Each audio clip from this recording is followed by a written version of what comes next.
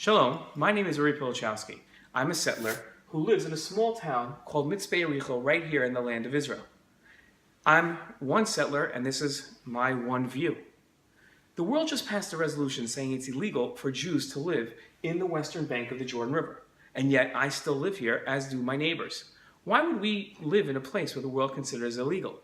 What's the story behind this resolution?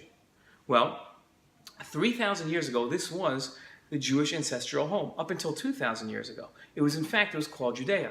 And this area wasn't called the West Bank, it was called Yehuda v'Shomron, Judea and Samaria.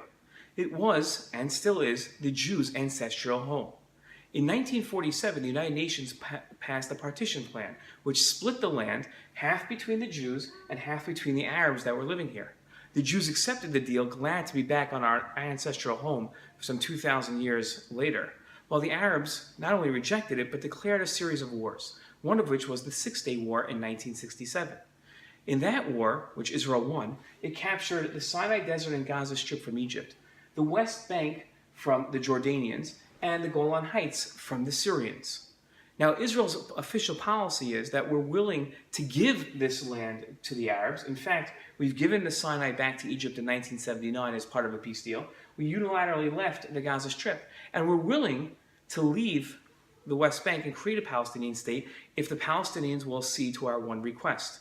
And that is, within direct negotiations, they agreed to stop killing us in terror attacks. That's our only request.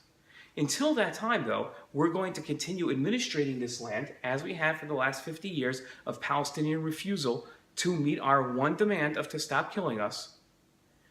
We'll live in this land because it's our ancestral home, and that's why I live here. But I am willing to leave as long as the Palestinians agree to not kill us.